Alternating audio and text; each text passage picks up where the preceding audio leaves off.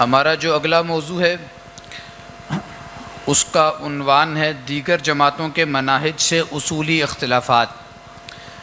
یہ موضوع خالصتاً تحریکی نوعیت کا ہے، فکری نوعیت کا ہے، اور ہم جس کام کا بیڑا اٹھا کر کے چل رہے ہیں اسی کام کو لے کر معاشرے میں اور لوگ بھی موجود ہیں۔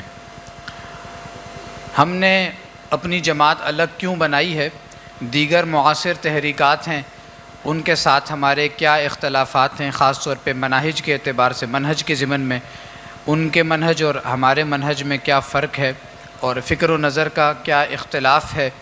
یہ وہ چیز ہے کہ جس کو اس نشست میں ہم نے کور کرنا ہے۔ ہماری جو معاصر تحریکیں ہیں، خاص طور پہ جماعت اسلامی ہے، تحریک اسلامی ہے، تنظیم اسلامی ہے، حزب التحریر ہے، اور دیگر جماعتیں ہیں کہ جو خلافت کے نام سے کام کر رہی ہیں، خلافت کا علم لیے کھڑی ہیں، یا یہ کہ دعوت دین اور اقامت دین کی جد و جہد کی وہ داعی ہیں، کلیم کرتی ہیں کہ وہ کام کر رہی ہیں، ان سے ہمارا کیا اختلاف ہے۔ آپ اس کو وائے شبان المسلمین بھی کہہ سکتے ہیں انگریزی میں، کہ شبان المسلمین بنانے کی کیوں ضرورت ہمیں پیش آئی۔ اور اس موضوع پر ہمارے ساتھ اظہار خیال کے لیے موجود ہیں جناب مدثر رشید صاحب۔ ہمارا شبان المسلمین کے جو 5 زونز ہیں ان میں سے ایک زون بیرون پاکستان کا ہے۔ مدثر رشید صاحب انجینئر ہیں پیشے کے اعتبار سے، اور قطر میں مقیم ہیں آج کل، اور بیرون پاکستان زون کے امیر ہیں، اور انہوں نے 12-13 سال تنظیم اسلامی میں لگائے ہیں، قیادت کو بہت قریب سے دیکھا ہے، اور اصولی اختلافات کی وجہ ہی سے یہ بھی تنظیم سے علیحدہ ہوئے ہیں جب خالد عباسی صاحب کے اخراج والا معاملہ عمل میں آیا تھا۔ تو بغیر کسی تاخیر کے مدثر رشید صاحب سے میں گوش گزار کرتا ہوں، ان کی خدمت میں عرض ہے کہ وہ اس موضوع پر اظہار خیال فرمائیں۔ ان کی گفتگو کا عنوان ہے دیگر جماعتوں کے مناہج سے اصولی اختلافات۔ جناب مدثر رشید صاحب۔ نحمده ونصلي على رسوله الكريم اما بعد فاعوذ بالله من الشيطان الرجيم بسم الله الرحمن الرحيم وكأين من نبي قاتل معه ربيون كثير فما ضعنوا لما أصابهم في سبيل الله وما ضعفوا وما استكانوا والله يحب الصابرين صدق الله العظيم رب اشرح لي صدري ويسر لي أمري واحلل عقدة من لساني يفقهوا قولي واجعل لي وزيرا من أهلي آمين يا رب العالمين۔ دیکھ چکا المنی شورش اصلاح دین، جس نے نہ چھوڑے کہیں نقش کہن کے نشان، حرف غلط بن گئی عصمت پیر کنشت اور ہوئی فکر کی کشتی نازک رواں، چشم فرانسیس بھی دیکھ چکی انقلاب، جس سے دگرگوں ہوا مغربیوں کا جہاں، ملت رومی نیاد کہنہ پرستی سے پیر، لذت تجدید سے وہ بھی ہوئی پھر جواں، روح مسلمان میں ہے، روح مسلمان میں ہے آج وہی اضطراب، راز خدائی ہے یہ، راز خدائی ہے یہ کہہ نہیں سکتی زباں۔ معزز ناظرین و سامعین، معزز رفقاء و معاونین، علامہ اقبال رحمۃ اللہ علیہ کی معرفت الآراء نظم مسجد قرطبہ سے میں نے کچھ اشعار آپ کے سامنے پڑھ کے سنائے ہیں، یہیں سے میں آغاز کروں گا اپنے موضوع کا۔ علامہ اقبال رحمۃ اللہ علیہ دور جدید میں بڑی جو تبدیلیاں رونما ہوئیں ان کا ذکر کرتے ہوئے یہ فرماتے ہیں کہ یہ دور تبدیلی کا دور تھا، بڑی بڑی تبدیلیاں جو ہیں اس میں رونما ہوئیں۔ جرمنی المنی اس کا پرانا نام تھا، وہاں پہ ریفارمیشن کی تحریک اٹھی اور اس نے جو ہے مغرب کو ہلا کے رکھ دیا۔ پھر اسی طرح رینیسانس کی تحریک تھی، ریفارمیشن کی جو تحریک تھی، یہ 2 بڑی تحریکیں جو تھیں انہوں نے یورپ کی کایا پلٹ کر رکھ دی۔ اس میں سب سے بڑا جو امپیکٹ ہوا ریفارمیشن کی تحریک کا وہ یہ کہ تقدس جو تھا چرچ اور پوپ کا وہ پارا پارا ہوا، اور جب یہ تقدس کا جو کلچ پڑا ہوا تھا ویسٹ کے اوپر، جب وہ کچھ ڈھیلا پڑا تو اقبال کہتے ہیں کہ ان کی فکر کی نازک کشتی نے کچھ سفر کرنا شروع کیا۔ پھر وہ کہتے ہیں کہ فرانسیسیوں نے بھی انقلاب دیکھ لیا، اور جس سے پورا جو ہے ویسٹ جو ہے تبدیل ہو کے رہ گیا، یہاں تک کہ جو رومن امپائر تھی وہ بوڑھی ہو چکی تھی کہنہ پرستی سے، روایت پرستی سے، اس دور کے اندر جو تبدیلی کی ایسی رو چلی کہ وہ بھی جوان ہو گئی. لیکن یہ بات بڑی عجیب ہے، علامہ اقبال فرماتے ہیں کہ روح مسلمان ابھی بھی اس تبدیلی کے لیے تڑپ رہی ہے، اس کے اندر اس تبدیلی کی شدید خواہش موجود ہے. وہ بھی چاہتے ہیں کہ ان کے اندر تبدیلی آئے، لیکن عالم اسلام میں کوئی خاطر خواہ تبدیلی رونما نہیں ہو سکی. اس پہ پھر آگے وہ کہتے ہیں کہ راز خدائی ہے، یہ کوئی راز ہے اس کے پیچھے پنہاں، جسے ابھی زبان کہنے سے قاصر ہے. وہ الگ بات ہے، انہوں نے اس راز پہ پردہ اٹھایا ہے، وہ ابھی موضوع نہیں ہے میرا. تو یہ بات ہے کہ امت مسلمہ میں یہ ہے کہ تبدیلی کی ایک شدید تڑپ موجود ہے. یہی وجہ ہے کہ جب بھی کوئی انہیں امید کی کرن نظر آتی ہے وہ اپنی جانیں بھی لٹاتے ہیں، وہ نکلتے ہیں گھروں سے باہر، لیکن جب وہ دیکھتے ہیں کہ ان کے ساتھ دھوکہ ہوا ہے یا جو بھی میتھڈالوجی انہوں نے اپنائی تھی وہ ناکام ہوئی تو پھر مایوس ہو جاتے ہیں. تو اس لحاظ سے دیکھا جائے تو امت مسلمہ کے لیے سب سے امپورٹنٹ موضوع اگر ہے تو وہ یہی ہے کہ اس ضمن میں جو میتھڈالوجی ہے اس کو صحیح معنوں میں سمجھا جائے، یا کم سے کم اس کے حوالے سے تو کنسنسس ڈیولپ کرنے کی کوشش کی جائے. لیکن انفارچونیٹلی جیسا میں نے آپ کو بتایا ہے کہ اول تو یہ آرزو ہی پیدا نہیں ہوتی دل کے اندر کہ ہم نے کوئی تبدیلی لے کے آنی ہے. اول تو یہی بات ہے کہ سب کو بتایا جا رہا ہے کہ وہ مسیحا آئے گا، مسیحا کے انتظار میں تمام امت کو لگا دیا گیا. لیکن اگر کوئی امید پیدا بھی ہوتی ہے تو آگے میتھڈالوجی یا منہج کے اعتبار سے اتنے اختلافات ہیں کہ انسان جو ہے وہ آگے چل نہیں پاتا. اور اکثر ایسا ہوتا ہے، اکثر و بیشتر ایسا ہوتا ہے کہ جو بھی مناہج اس وقت جن کا ہم ذکر کریں گے ان کے اندر جو موجود نقص ہے یا ان کا جو ہے کارآمد نہ ہونا ہے، اس کی وجہ سے کچھ لوگ چلتے تو ہیں اس راہ پر، لیکن کچھ آگے جا کر پھر وہ مجبوراً جو ہے وہ دل برداشتہ ہو کر بیٹھ جاتے ہیں. تو اس لحاظ سے یہ بہت ضروری ہے. اور میں اس پلیٹ فارم سے جو امت مسلمہ کے اور بالخصوص پاکستان کے جو اہل علم و دانش ہیں ان کو یہ میں دعوت دیتا ہوں کہ خدا را اس پہ سوچیں، غور کریں اور مل بیٹھ کر ایک کلیئر جو ہے راہ ہمارے سامنے رکھیں تاکہ جو ہے امت مسلمہ اس کے اوپر چل سکے. اس وقت المیہ یہ ہے کہ جو تحریکیں ہیں اوورآل اگر آپ دیکھیں تو وہ مسلسل ناکامی کا شکار رہی ہیں، اور آج ایک بند گلی میں نظر آتا ہے، ایسا لگتا ہے کہ ہم بند گلی میں پہنچ چکے ہیں. اسلام کے لیے برپا جتنی بھی تحریکیں ہیں ان کا معاملہ جو ہے وہ ان کا جو مستقبل ہے کوئی اتنا امید افزا ہمیں نظر نہیں آ رہا. بلکہ یہ بھی ہمیں نظر نہیں آتا کہ کوئی جو جماعت ہے چلو مستقبل بعید میں کہیں پہ کامیاب ہو جائے گی، کوئی دور دور تک کوئی جو ہے کامیابی کے کوئی چانسز نظر نہیں آ رہے. یعنی یہ حالت ہے اس وقت امت مسلمہ کی. تو اس لیے جو میرا موضوع ہے یہ بہت امپورٹنٹ ہے. ہم جو ہے اس حوالے سے جو مختلف اختلافات ہیں ان کو انالائز کریں گے اور دیکھیں گے، قرآن و سنت کی روشنی میں بھی ہسٹوریکل انالیسس بھی کریں گے، کچھ کیس سٹڈیز بھی دیکھیں گے. تو سب سے پہلا جو اختلاف جب بھی اس زمن میں جب ڈسکشن کی جاتی ہے یا سوچا جاتا ہے تو یہ آتا ہے کہ یہ جو تبدیلی ہے یا امت مسلمہ کی جو عزت ہے، جو سطح گزشتہ ہے، اس کو اگر ہم نے بحال کرنا ہے، امت مسلمہ کو زوال کی ان گہرائیوں سے نکالنا ہے، تو تبدیلی کا جو طریقہ کار ہے اس زمن میں سب سے پہلا اختلاف یہ آتا ہے کہ آیا یہ منہج اصلاحی ہونا چاہیے یا انقلابی ہونا چاہیے. یہ بات آپ سب کو معلوم ہے کہ امت مسلمہ کی جو اکثریت ہے وہ تو اس وقت اصلاحی منہج کو اپنائے ہوئے ہے، انقلابی منہج کی طرف تو توجہ ہی نہیں ہے. ٹھیک ہے، اور جو میں بات کرتا ہوں اصلاحی منہج کی تو یہ ایک براڈر ٹرم ہے، اس میں وہ تمام سلسلے اور تحریکیں بھی آ جاتی ہیں جن کا مقصد فرد کی اصلاح ہے، چاہے وہ فرد کا تزکیہ کرنے کے حوالے سے صوفیہ کے سلسلے ہیں یا پھر تبلیغ کے سلسلے ہیں، یا اس کے علاوہ مدارس کا جو معاملہ ہے کہ جو فرد کی تربیت پہ فوکس کیے ہوئے ہیں.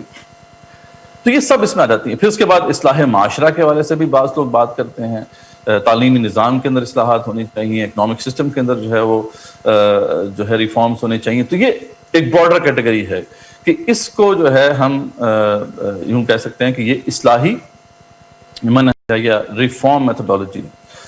تو ایک تو یہ معاملہ ہے کہ امت مسلمہ کی اکثریت جیسا کہ میں نے ذکر کیا کہ وہ تو اسی پر ہے کہ ہمیں ریفارم سے ہی کام چلانا ہے.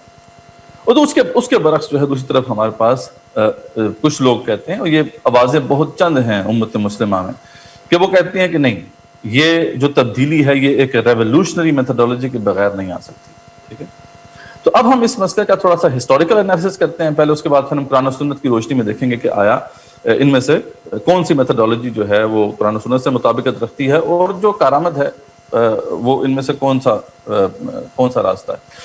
تو اگر ہم ہسٹوریکل انالیسس کریں، اور اس زمن میں جو ہے خاص طور پہ ہسٹری کا ایک خاص ہسٹری کی ایک خاص سب فیلڈ ہے جس میں قوموں اور تہذیبوں کے عروج و زوال پر بحث کی جاتی ہے، جب ان کو آپ خاص طور پہ غور سے دیکھیں، ان کا مطالعہ کریں، تو آپ کو یہ بالکل بات واضح نظر آتی ہے کہ تاریخ انسانی میں کوئی اس کی ایکسیپشن نظر نہیں آتی اس رول کی کہ جب بھی قومیں اپنی زوال سے دوچار ہوئیں یا ان کی بنیاد پڑی، یعنی جو بڑی بڑی تہذیبیں ہیں ان کی بنیاد میں بھی اگر آپ دیکھیں تو ایک ریولوشنری میتھڈالوجی ہی آپ کو نظر آتی ہے، اور بعد میں بھی جب وہ زوال کے قریب پہنچی اور زوال سے پھر عروج کا سفر ان کا شروع ہوا تو اس کی پہلی سیڑھی بھی ایک ریولوشن ہی تھی۔ تو یعنی یہ ایک ایسا رول ہے جس پہ تاریخ میں تو کم سے کم آپ کو کوئی ایکسیپشن نظر نہیں آتی۔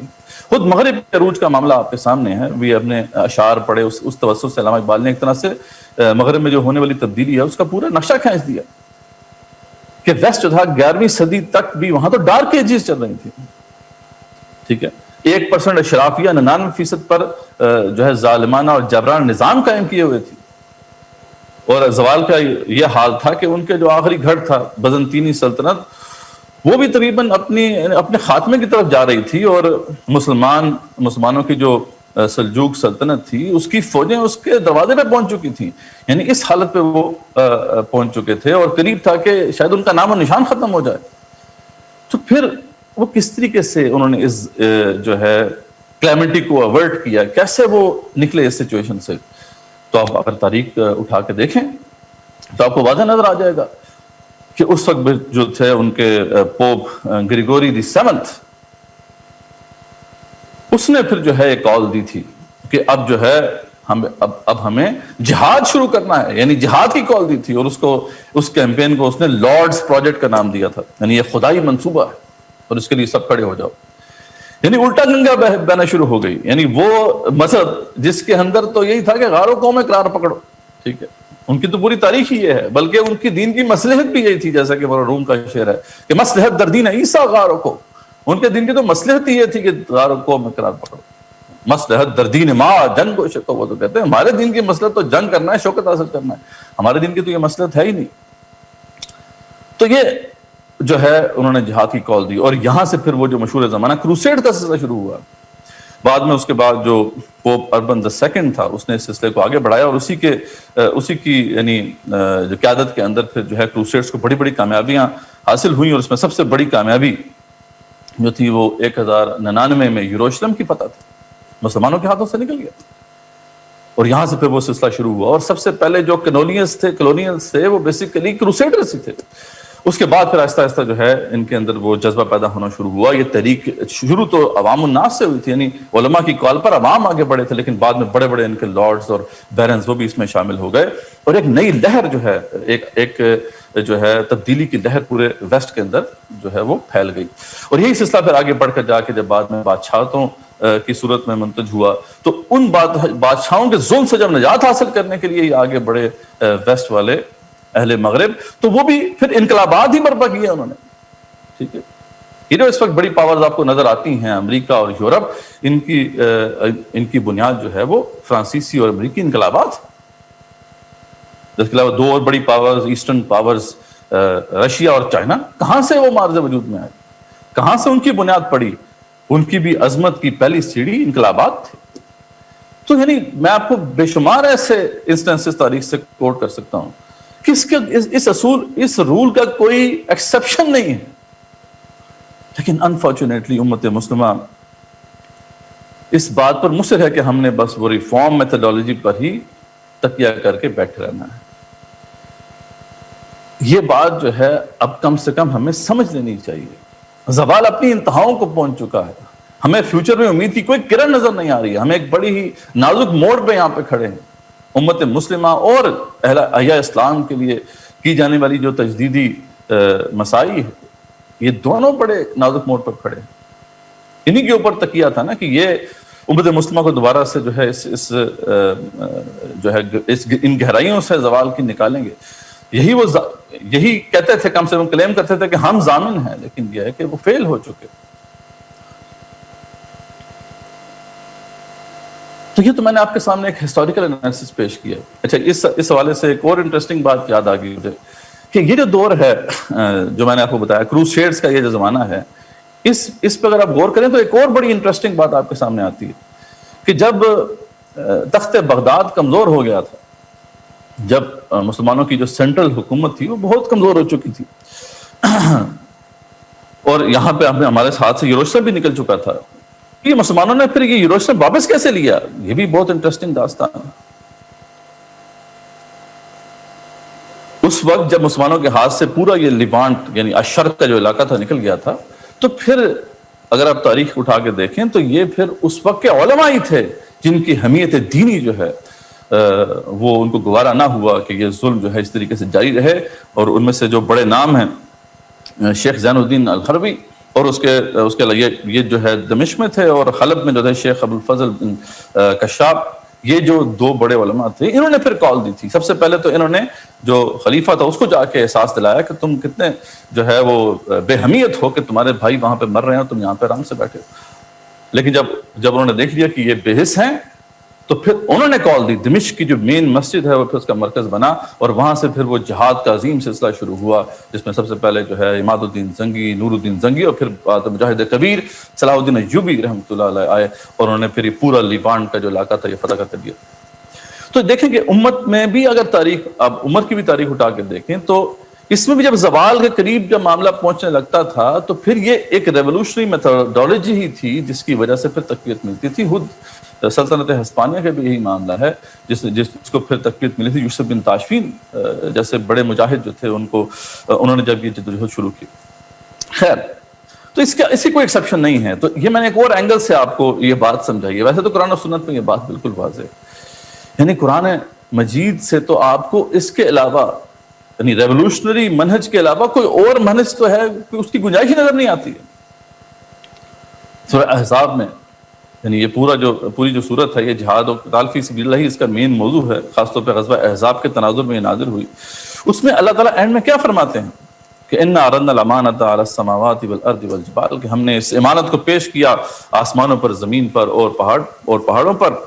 اور فَأَبَيْنَ أَن يَحْمِلْنَهَا، تو انہوں نے اس کو اٹھانے سے انکار کر دیا.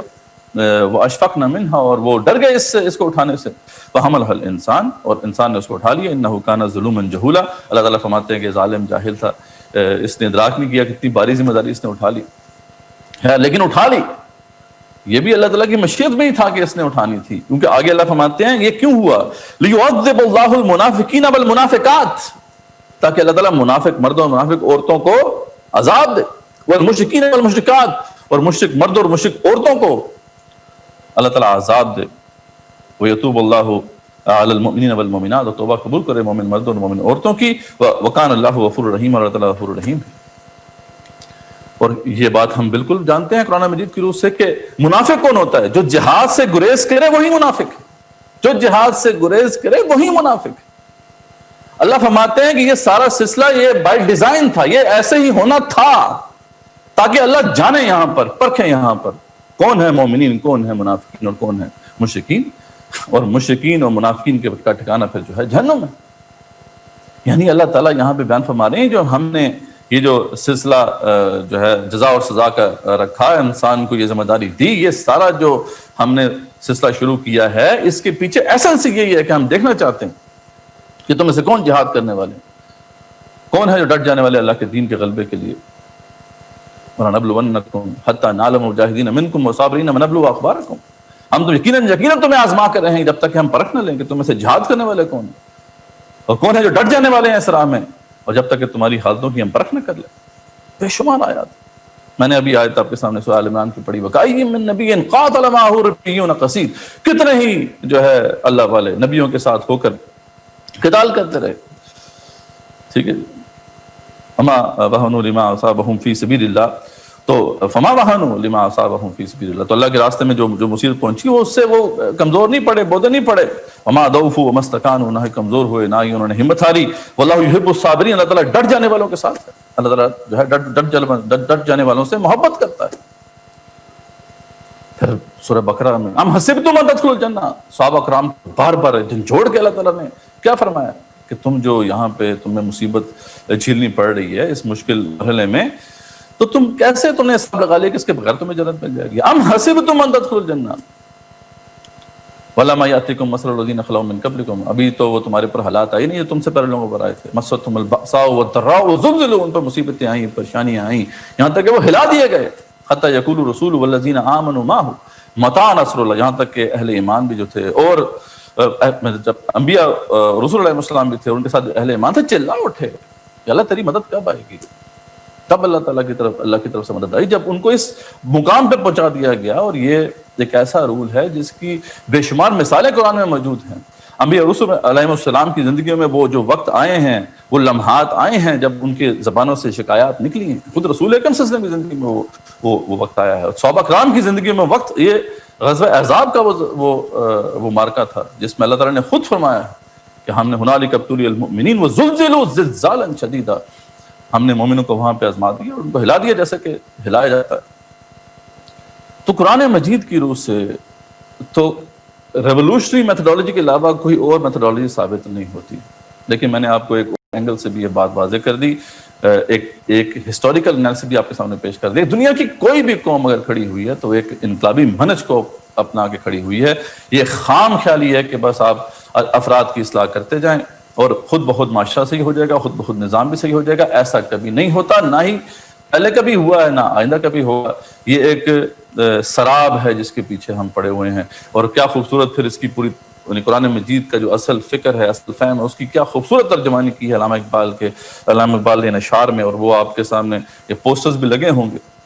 اور ڈاکٹر صاحب سے جو یہ تو اشعار یاد ہی ہے، میں ڈاکٹر صاحب رحمۃ اللہ علیہ سے ان کی تقاریر سن کے وہ کیا کہتے ہیں، مقام بندگی دیگر مقام عاشقی دیگر، ز نوری سجدہ می خواہی ز خاکی بیش از آخر.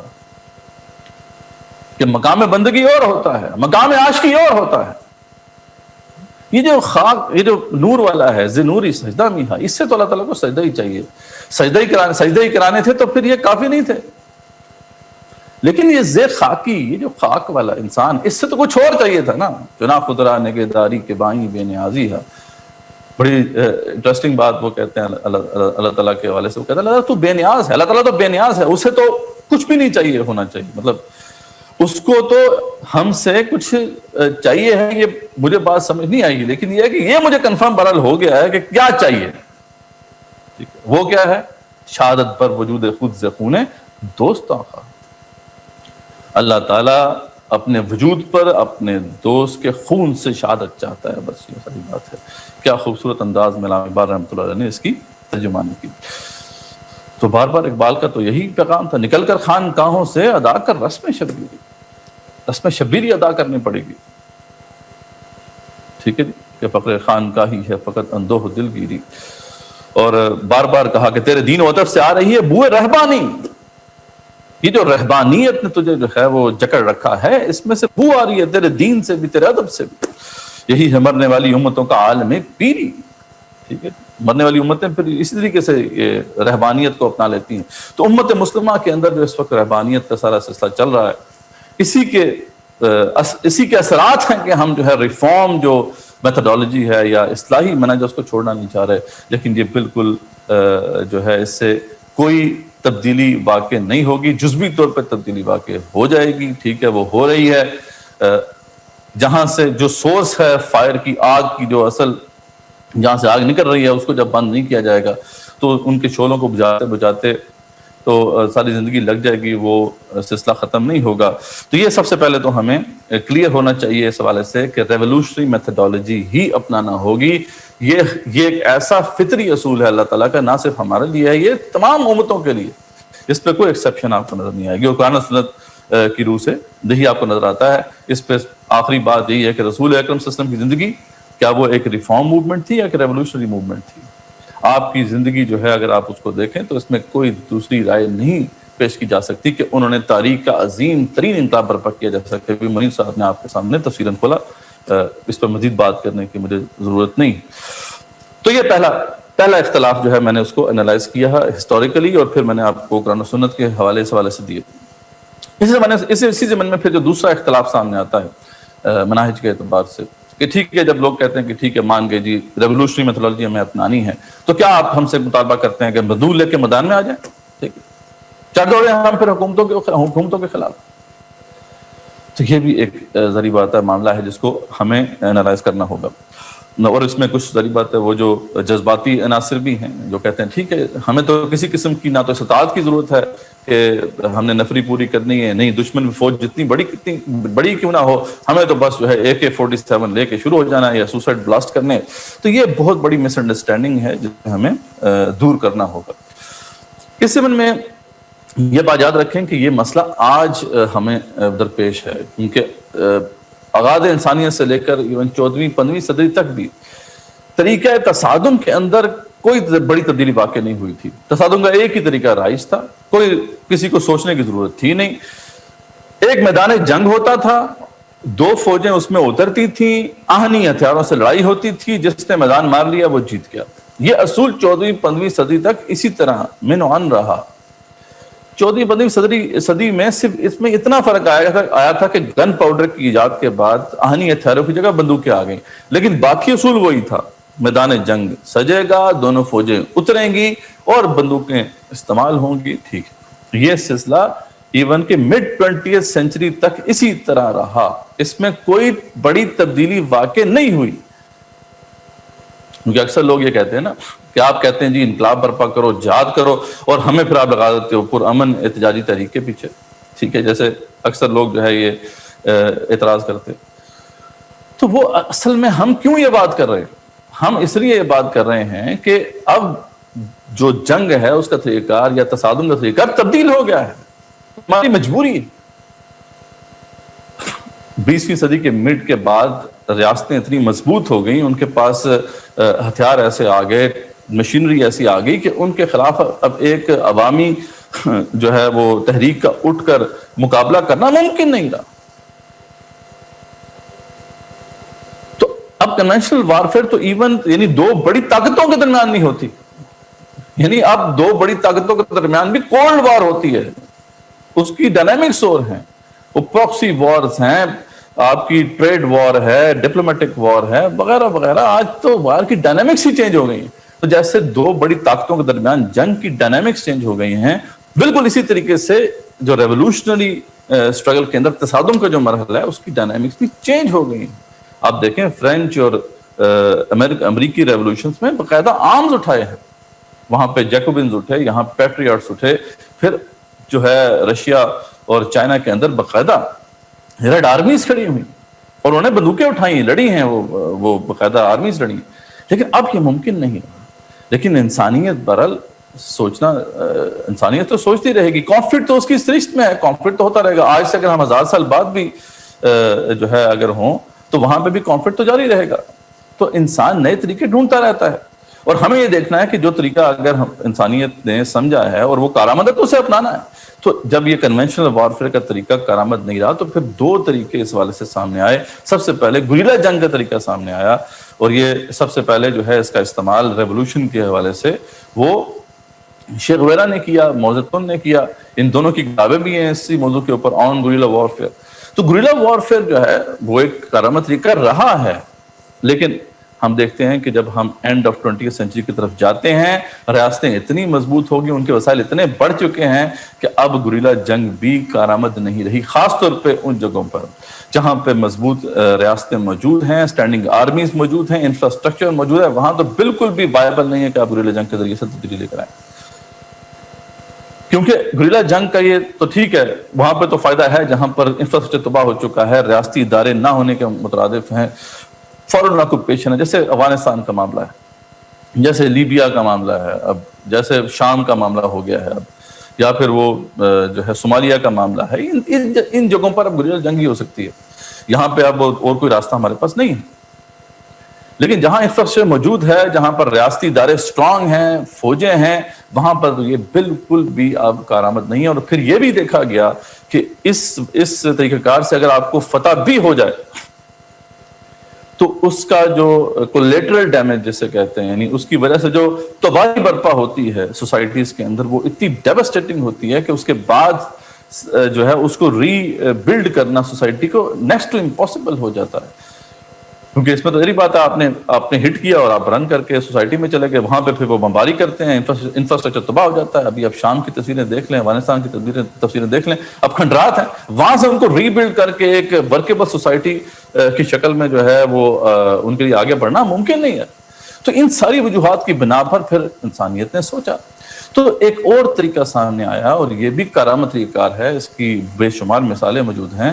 اور اس زمانے میں بھی جو ہے سب سے پہلے جو اس کو استعمال کیا ریولوشن کے لیے وہ ایرانی ہی تھے. وہ کہ یہ طریقہ اس سے پہلے گاندھی نے جو ہے اس کو پیش کیا تھا, اور اس نے برٹش آکوپیشن کے خلاف سکسیسفلی اس کو استعمال کیا. لیکن انقلاب کے لیے اس طریقہ کو سب سے پہلے ایرانیوں نے استعمال کیا. 1979 میں پھر ریولوشن آیا اس کے ذریعے سے, اور اس کے بعد پھر ہم دیکھتے ہیں کرنٹ ریولوشن جو ہے بالکان ریاستوں میں, جارجیا, پولینڈ وغیرہ اور یہ سارے سربیا وغیرہ یہ جو سارے علاقے ہیں, یہاں پر پھر جو ہے انقلابات برپا ہوئے جنہیں رنگین انقلابات کہتے ہیں. اور اسی کی ایک شکل آپ کو وہ نظر آتی ہے عرب سپرنگ کے اندر. وہ الگ بات ہے کہ وہ ناکامی سے دوچار ہوئی. تو سول ریزسٹنس جو ہے ایک باقاعدہ طریقہ تصادم ہے. یہ بھی اصل میں غلطی ان لوگوں کی بھی ہے جو اس کے قائل بھی ہیں, لیکن لوگوں کو پیش وہ اس طریقے سے کرتے ہیں کہ یعنی اس کو بالکل لگتا ہے جیسے کہ یار یہ تو کوئی چیز ہی نہیں ہے. لیکن یہاں پرامن, بالکل پرامن احتجاجی تحریک, اس طرح تو نہیں کہنا چاہیے. اس کے جو ماہرین ہیں, خاص طور پہ سب سے بڑا ماہر ہے پروفیسر جین شاہ, وہ کیسے ڈیفائن کرتا ہے اسے کہتا ہے کہ اسے ان آرمڈ نہ کہو, یہ آرمڈ ریزسٹنس ہے. ہاں نان وائلنٹ ہے, یہ غیر متشدد ہے آرمڈ, لیکن آرمز ڈفرنٹ ہیں. وہ کہتا ہے کہ it is fought with psychological, political, economic weapons which are applied to the population of the society against the regime. تو اب اس کو سمجھنے کی ضرورت ہے نا. جیسے کہ جنگ, ویسے بھی جو کنونشنل جنگ بھی تھی اس کو بھی سیکھنا پڑے گا نا. ٹیکٹیکل وارفیئر سے کوئی جو ہے انسان جنگ کا مار سکتا ہے, ایسے ہی جناب اٹھ کے بغیر اسٹریٹجی کے تو کوئی بھی جنگ نہیں جیت سکتا. اسی طریقے سے گوریلا جنگ بھی کرنی ہے تو وہ ٹیکٹیکل گوریلا جنگ سے ہی فائدہ ہوتا ہے, اسی سے کوئی آپ جنگ جیت سکتے ہیں. سیم اسی طرح یہاں پہ بھی اپلائی ہوتا ہے. ٹیکٹیکل سول ریزسٹنس جو ہے اس کے ذریعے سے تبدیلی آئے گی, صرف پرامن احتجاجی تحریک سے تو تبدیلی نہیں آئے گی. تو بہرحال یہ بات بھی ہمارے سامنے اب رہنی چاہیے کہ یہ ایک فیکٹ ہے جس کو اب ہم ڈینائی نہیں کر سکتے. بہرحال رہے وہ لوگ جو کہتے ہیں جی کوئی استاد کی ضرورت نہیں ہے, بس شروع ہو جاؤ, تو خیر یہ تو قرآن مجید کی واضح آیت اس پہ موجود ہے کہ استاد ہونا ضروری ہے. حضور آپ صلی اللہ علیہ وسلم کا اسوہ اس پہ موجود ہے, جیسے کہ سورہ انفال کی آیت نمبر 66 میں اللہ تعالیٰ خود اس پہ باقاعدہ بتا رہے ہیں کہ آپ نے دیکھنے ہیں, نمبرز چیک کرنے ہیں, ریشو پروپورشن چیک کرنی ہے کہ یا ایھا النبی حرض المؤمنین علی القتال, اے رسول صلی اللہ علیہ وسلم آپ مومنوں کو قتال کا شوق دلائیں. ان یکن منکم 20 صابرون, اگر وہ جو ہے ان کے پاس 20 جو ہیں صبر کرنے والے, ڈٹ جانے والے ہوں گے, یغلبوا 200 تو پھر وہ 200 پر غالب آ جائیں گے, یعنی 1:10 ہے. اور وَإِن يَكُن مِّنكُم 100, اور اگر وہ جو ہے 100 ہیں تو یغلبوا 1000 من الذین کفروا بأنہم قوم لا یفقہون, تو وہ 1000 پر غالب آ جائیں گے کیونکہ کفار وہ لوگ ہیں جو سمجھ نہیں رکھتے ہیں. اور اسی میں پھر اللہ تعالیٰ نے خود تخفیف فرما دی, یعنی پہلے 1:10 کا معاملہ تھا, بعد میں اللہ نے خود اس میں تخفیف فرما دی کہ الآن خفف اللہ عنکم, اللہ تعالیٰ فرماتے ہیں کہ ہم نے اس کی تخفیف کر دی. وَأَنَّ فِيكُمْ ضَعْفًا, اور اللہ جانتے ہیں کہ تمہارے اندر ضعف آ گیا ہے. فَإِن يَكُن مِّنكُم 100, تو آپ تمہارے پاس اگر 100 ہیں تو پھر صابرۃ یغلبوا 200, تو پھر 200 پر غالب آ جائیں گے. 1:2 ہو گیا.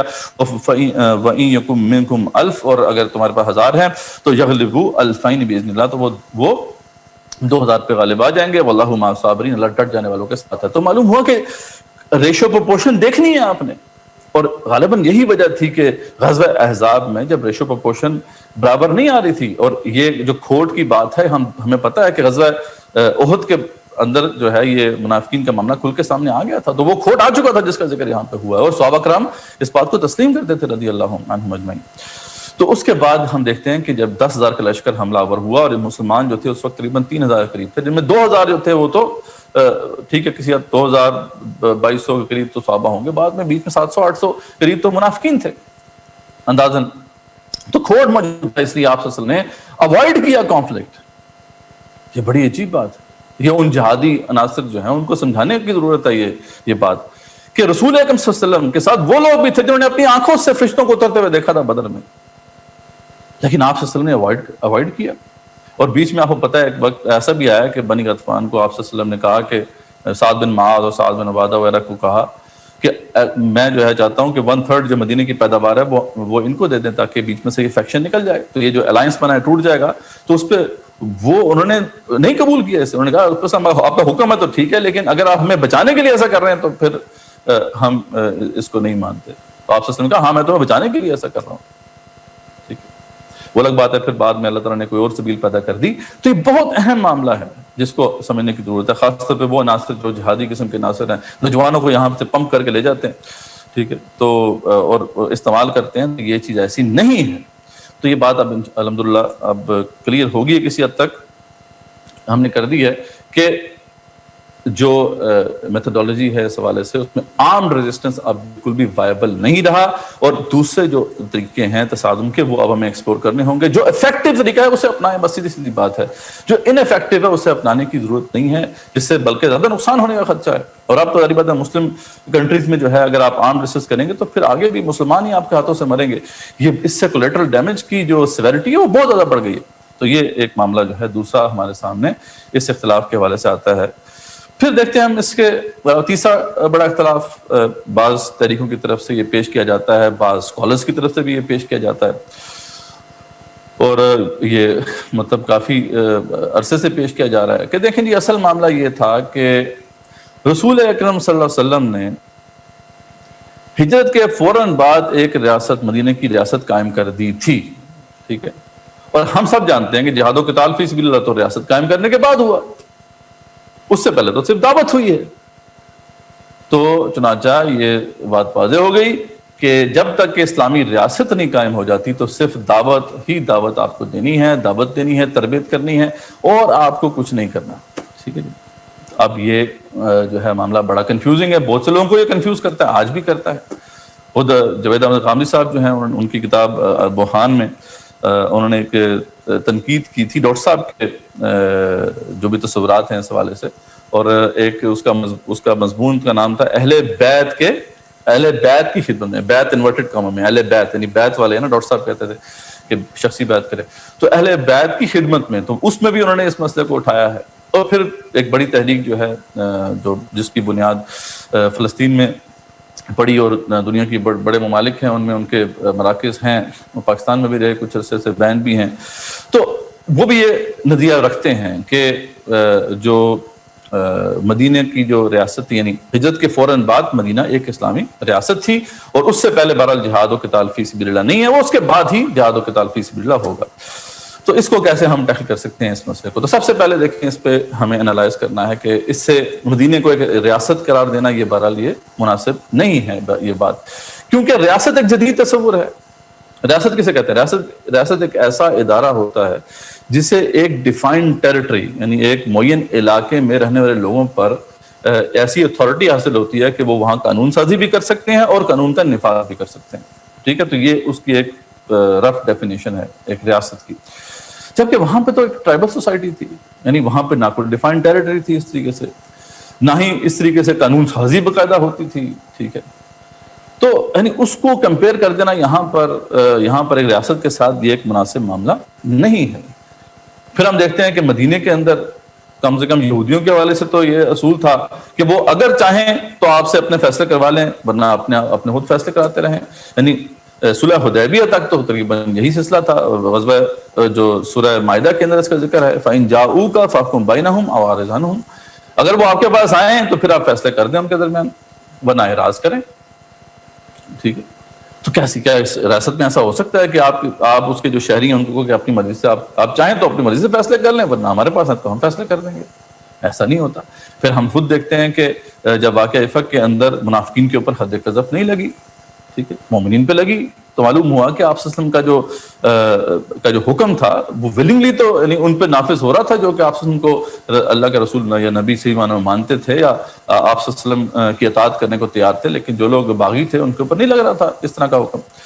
تو اس طرح کے اور بہت سے معاملات ہیں جنہیں آپ دیکھ سکتے ہیں. یعنی کم سے کم یہ آپ کہہ سکتے ہیں کہ صلح حدیبیہ کے بعد جو ہے کوئی ریاست کا ایک اسلامی ریاست جو ہے اس کی شکل نظر آتی ہے, یا پھر فتح مکہ, صحیح معنی میں فتح مکہ کے بعد جب جو مرکز تھا حجاز میں پاور کا, مکہ جب وہ گر گیا اور جب قریش سے جو ہے طاقت چھین لے گی تو اس وقت کہا جا سکتا ہے کسی حد تک کہ وہ ریاست کے ہم پلہ ایک کمپیریزن آپ کر سکتے ہیں، ورنہ یہ جو کمپیریزن ہے یہ درست نہیں۔ تو ایک تو یہ اس حوالے سے ایک اعتراض ہمارا اس کے اوپر ہے۔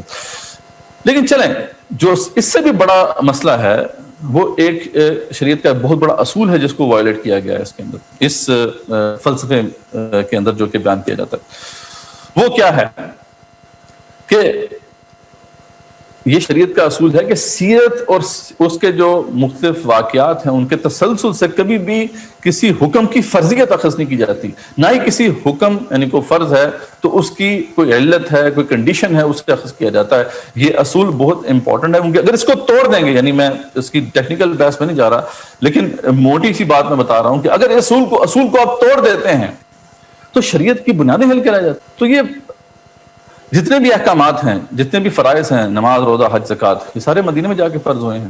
جتنے بھی منکرات ہیں یعنی سود، جوا اور شراب، یہ سب جو ہیں حرام جا کے مدینے میں ہوئے ہیں۔ تو اگر ہم یہ اسی طریقے سے اصول اخذ کرنا شروع کر دیں جیسا کہ یہ لوگ کر رہے ہیں کہ جہاد و قتال فی سبیل اللہ کی فرضیت ساقط کر رہے ہیں اس وجہ سے کہ جی کیونکہ وہ جب ریاست قائم ہوئی تھی اس کے بعد ہی پھر جہاد و قتال ہوا، تو پھر اسی اصول کے تحت تو پھر جو ہے نماز، روزہ، حج، زکوٰۃ بھی آپ چھوڑ دیں اور پھر جو ہے جتنے منکرات ہیں وہ جائز ہو جائیں گے۔ تو جب کتب علیکم الصیام جو ہے اس کی فرضیت ساقط نہیں ہوتی اس فلسفے سے، تو کتب علیکم القتال کی فرضیت کیسے ساقط ہو سکتی؟ تو بڑی موٹی سی بات ہے کہ یہ ایک بہت بڑا فلا ہے یعنی اس فلسفے کے تحت جو پیش کیا جا رہا ہے کہ جناب اس کی بنیاد پر اس کو ساقط کر دیا گیا۔ جو شریعت کا حکم ہے اس کی فرضیت اسٹیبلش ہوتی ہے اللہ تعالیٰ کی طرف سے، رسول اللہ علیہ وسلم کی طرف سے، اس طرح کنڈیشنز بھی وہی بتاتے ہیں۔ جیسے کہ رمضان کے روزے کے حوالے سے اللہ تعالیٰ نے ہی کنڈیشن بنائی ہے، شہر رمضان الذی انزل فیہ القرآن ھدی للناس وبینات من الھدی والفرقان ومن شہد منکم الشہر فلیصم۔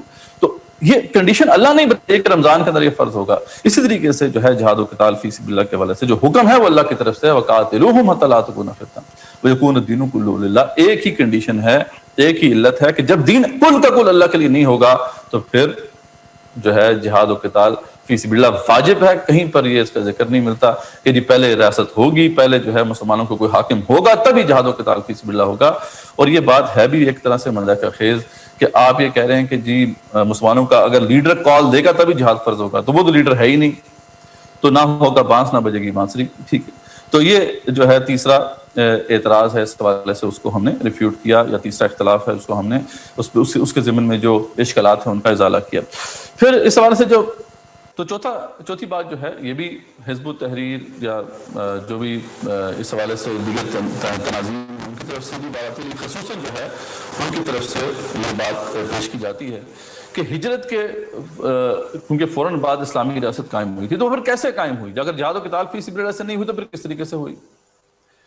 تو اس ضمن میں یہ بات پیش کی جاتی ہے کہ اور سیرت سے جو ہے دلائل پیش کیے جاتے ہیں کہ آپ صلی اللہ علیہ وسلم نے طلب نصرت کی، ٹھیک ہے، اور نصرت طلب کی اہل قوت سے۔ جب ان کو ایک طرح سے نصرت مل گئی یعنی اہل یثرب سے، تو پھر آپ صلی اللہ علیہ وسلم کی ایک حکومت قائم ہوگی۔ تو پھر اس کو انہوں نے منہج کا ایک باقاعدہ حصہ بنا لیا ہے، لیکن یہ بھی ایک بہت بڑی مس انڈرسٹینڈنگ ہے کہ اگر تو واقعی یہ بات ہے کہ طلب نصرت سے جو ہے تبدیلی آئے گی، تو اگر یہ آپ کی اسٹریٹجی کا حصہ تھا تو پہلے دن سے آپ نے پھر طلب نصرت کا سلسلہ کیوں نہیں رکھا؟ ایک بہت بڑا سوال ہے۔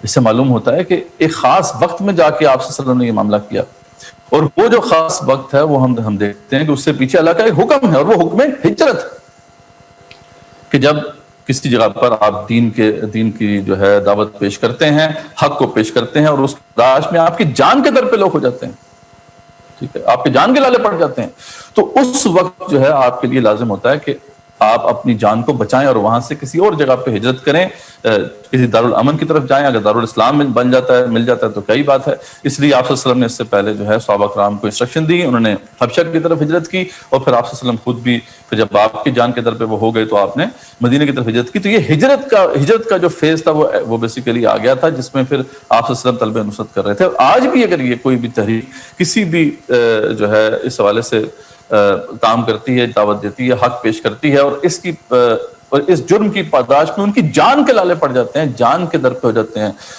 حکمران، تو پھر ان کے لیے بھی ہے کہ وہ ہجرت کریں. تو اس وقت ٹھیک ہے، طلب نصرت ہوگی، آپ جو ہے کہیں پہ بھی آپ کو پناہ مل سکے کہ آپ چلے جائیں وہاں پر. تو بیسیکلی یہ وہ معاملہ ہے جو کہ مس انڈرسٹینڈ کیا گیا ہے اس حوالے سے. یہ منہج کا ایک خاص کوئی فیز نہیں تھا، یا منہج کا کوئی خاص سٹیپ نہیں تھا جیسا کہ انہوں نے اخذ کیا. تو یہ ایک معاملہ ہے. اور پھر اس کے بعد جو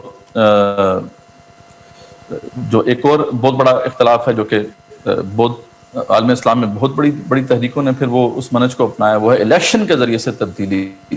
تو بہرحال الیکشن کے ذریعے سے تبدیلی کے حوالے سے تو آپ کچھ کہنے کی ضرورت نہیں ہے. یہ تو منہج وہ ہے جس کو سب سے زیادہ اپنایا گیا ہے، اور اس کی وجہ سے جو ہم دیکھ چکے ہیں کہ کہیں پہ کوئی تبدیلی کے آثار نظر نہیں آئے. اور اس کی وجہ یہی ہے کہ الیکشن ہوتے ہی نہیں ہیں تبدیلی کے لیے. الیکشن تو بیسیکلی لڑے جاتے ہیں ان جماعتوں کے درمیان جو نظام کے اوپر متفق ہوتی ہیں، صرف اختلاف ہوتا ہے کہ اس کو چلائیں گے کیسے. وہ اگر آپ نے نظام تبدیل کرنا ہے تو پھر آپ کو انقلابی جدوجہد کرنی پڑتی ہے، آپ الیکشن کے ذریعے سے تبدیلی نہیں لے کے آ سکتے. پھر ہم نے یہ بھی دیکھا کہ جہاں پر اگر ویسے تو اکثریتی ووٹ اس میں آپ کو نہیں ملیں گے، کثرت رائے سے کیونکہ اس میں فیصلہ ہوتا ہے، تو اکثریت تو کبھی بھی حق کا ساتھ دینے والی نہیں ہوتی ہے. قرآن مجید میں واضح آیت اس حوالے سے موجود ہے کہ سورہ انعام کی آیت نمبر 16 میں اللہ فرماتے ہیں اکثر امان فی الارض یضلوک عن سبیل اللہ، اگر آپ دنیا کے بسنے والوں کی اکثریت کی پیروی کریں گے تو آپ کو لازماً گمراہ کر کے چھوڑیں گے. ان یتبعون الا الظن، کیونکہ وہ تو اپنی گمان کی پیروی کرتے ہیں. وَإِنْهُمْ إِلَّا يَرْصُونَ، اور وہ کیا سرائیاں کرتے ہیں. اس میں کیا شک ہے؟ یعنی بالکل واضح طور پر جو ہے یہ حقیقت قرآن مجید کی آیت ہمارے سامنے کھول دیتی ہے، اور یہی ہوتا ہے. لیکن اس کے باوجود بھی اگر کسی وجہ سے ایسی جماعت جو کہ اللہ کے دین کو غالب کرنا چاہتی ہے اس کو ووٹ مل جائیں، جیسے تاریخ میں کچھ ایسے واقعات ہیں جن کو کوٹ کیا جاتا ہے. اسلامک سیلویشن فرنٹ جو تھے FIS الجزائر میں، ان کو ایک زمانے میں اکثریت ووٹ مل گئے تھے. اسی طریقے سے ملی اسلامت پارٹی جو ہے ڈاکٹر اربکان کی، ترکی میں اس کو حکومت مل گئی تھی. وہ الگ بات ہے، کولیشن گورنمنٹ تھی. اور پھر جو ہے ابھی اخوان کا معاملہ تو ہمارے سامنے ہے. بعض اوقات کیا ہوتا ہے کہ اپوزیشن میں صرف ایک ہی جماعت رہ جاتی ہے ان خاص طور پہ عرب ممالک میں، اور تو اپوزیشن تو کوئی تھی نہیں، صرف ریلیجس سی پارٹیز تھی جن کی اپوزیشن تھی، تو اس لیے وہ ان کو ووٹ مل گئے. لیکن ایون دو کہ آپ ووٹ حاصل کر کے پارلیمنٹ میں جو ہے آپ غالب بھی آ جاتے ہیں، تو دو ریاست کے جو بڑے ستون ہیں جو کہ زیادہ طاقتور ہیں، اس سے یہ تو سب سے کمزور پلر ہوتا ہے جو جس کے دانت ہی نہیں ہوتے. انتظامیہ اور عدلیہ وہ اپنی جگہ پہ انٹیکٹ ہوتے ہیں، اور وہ اگر آپ نظام کو تبدیل کرنے کی کوشش کرتے ہیں تو ایک لمحے آپ کو آگے نہیں بڑھنے دیتے. اور یہی ہوا FIS کے ساتھ بھی ہوا. فوج نے فوراً ایک دن کے لیے نہیں حکومت کو چلنے دیا. ترکی میں ڈاکٹر اربکان کی تحریک کو بس 1 سال کا موقع ملا، اس کے بعد ان کو بھی چلتا کیا گیا، اور اخوان کا معاملہ آپ کے سامنے. تو یہ جو راستہ ہے اس کے ذریعے سے تبدیلی آ ہی نہیں سکتے. یعنی یہ بھی ایک سراب ہے جس کے پیچھے جو تحریکیں ہیں وہ چل رہی ہیں. اور بس آخری بات جس پہ میں کنکلوڈ کروں گا اپنی تقریر کو، وہ یہ ہے کہ ایک اور فلسفہ بھی ہمارے سامنے آیا ہے ریسنٹ ٹائمز میں کہ ایک تحریک ہیں جس کے قائدین قائل ہیں اس کے کہ ٹھیک ہے جو تبدیلی آئے گی وہ ریولوشنری میتھڈالوجی سے آئے گی اور سول مزاحم کا ہی طریقہ استعمال کرنا پڑے گا. لیکن ان کا یہ دعویٰ ہے کہ ان کے جو امیر ہے وہ ہر قسم کے محاسبے سے مبرہ ہے. تو آپ ان کے ساتھ شامل ہوں اس شرط کے ساتھ کہ آپ امیر کے اوپر کوئی انگلی نہیں اٹھا سکتے. یہ حیرانگی والی بات ہے کہ وہ جماعت جو نظام خلافت قائم کرنا چاہتی، وہ جماعت جو یہ چاہتی ہے کہ خلافت راشدہ کے اصولوں پر آج ایک ریاست قائم ہو، وہ یہ دعویٰ کر رہی ہے کہ اس کا جو امیر ہے اس کا محاسبہ نہیں ہو سکتا. یعنی یہ بات تو ویسے ہی غیر شرعی ہے، غیر عقلی تو ہے ہی، یعنی عقل میں بھی سمجھ میں نہیں آ سکتی، عقل میں بھی یہ بات نہیں سمجھ سکتے ہم. اور دوسری بات ہے کہ غیر شرعی تو صرف کسی نبی کا حق ہے، کسی رسول کا حق ہے علیہ السلام کہ وہ یہ کہے کہ میں کسی محاسبے سے مبرہ ہوں، کیونکہ وہ ڈائریکٹلی اللہ تعالیٰ کی گائیڈنس میں ہوتا ہے. اس کے بعد تو خلفاء راشدین جیسی عظیم ہستیاں جو ہیں انہوں نے بھی اپنے آپ کو پیش کیا احتساب کے لیے، اور اس کی مثالیں جو ہیں وہ آپ کے سامنے آ چکی ہیں. تو یہ کیسے کس بنیاد پہ کہا جا رہا ہے کہ امیر ہر قسم کے محاسبے سے مبرہ ہے؟ اور پھر یہ کتنا خطرناک معاملہ ہے، کیونکہ ڈیفینیٹلی جیسا ہم نے پہلے ذکر کیا کہ یہ سٹرگل جو ہے اس پہ کئی نسلیں درکار، کئی جنریشن کی سٹرگل درکار ہے. یہ کیسے ہو سکتا ہے کہ آپ اپنی ایفرٹ جو لگا رہے ہیں، اپنا مال جان آپ کھپا رہے ہیں، وہ ایک شخص کی ایمہ پر لگا رہے ہیں؟ اور وہ لارڈ ایکٹن کا قول جو ہم نے پہلے بھی جس کا ذکر کیا تھا کہ power tends to corrupt and absolute power corrupts absolutely, power میں کرپشن آتی ہے، اور ایبسولوٹ اگر پاور کہیں پہ ہوگی تو وہ ایبسولوٹلی کرپٹ ہو جائے گی. تو یہ اس شخص کی اپنی یعنی پروٹیکشن کے لیے ضروری ہے کہ وہ اپنا محاسبہ کرائے. یعنی ایک شخص کیسے یہ دعویٰ کر سکتا ہے کہ میں کسی قسم کے محاسبے جو ہے اس کے سامنے نہیں پیش ہوں گا، میں ہر قسم کے محاسبے سے مبرہ ہوں. یہ تو خود ایسی غلطی کر رہا ہے کہ ہی از باؤنڈ ٹو فیل. اور پھر یہ جو طویل سفر ہے جس میں ہم نے جانا ہے، تو یہ بالکل بھی موضوع نہیں ہے کہ کوئی ایسی تحریک کے ساتھ پھر اپنی جدوجہد جو ہے وہ جاری رکھے، کیونکہ اس کی جو بھی ایفرٹ ہے وہ ایک لمحے میں زیرو ہو جائے گی جیسے کہ پہلے ہوتا آیا ہے.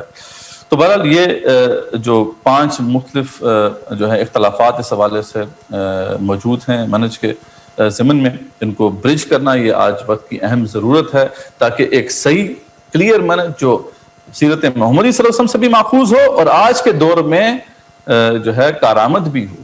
ایک ایسے منہج کی آئیڈینٹیفیکیشن اور اس پہ امت کا اکٹھا ہونا یہ وقت کی اہم ترین ضرورت ہے. اگر ہم نے یہ نہ کیا تو پھر یہ سلسلہ ایسے ہی چلتا رہے گا اور ہمارے لیے اس ذلت اور پستی سے نکلنے کی پھر کوئی سبیل نہیں ہے. اسی میں ختم کرتا ہوں اس دعا کے ساتھ کہ اللہ تعالیٰ ہمیں سیدھے راستے پر رکھے، اور جو اس ضمن میں کلیئر راستہ ہے، صحیح راستہ ہے، ہدایت والا راستہ ہے، وہ ہم پہ واضح کر دے. ربنا هب لنا من ازواجنا وذرياتنا قرة اعين واجعلنا للمتقين اماما. ربنا آتنا في الدنيا حسنة وفي الآخرة حسنة وقنا عذاب النار. واخر دعوانا الحمد لله رب العالمين. الصلاة والسلام على رسوله وعلى آله وصحبه اجمعين برحمتك يا ارحم الراحمين.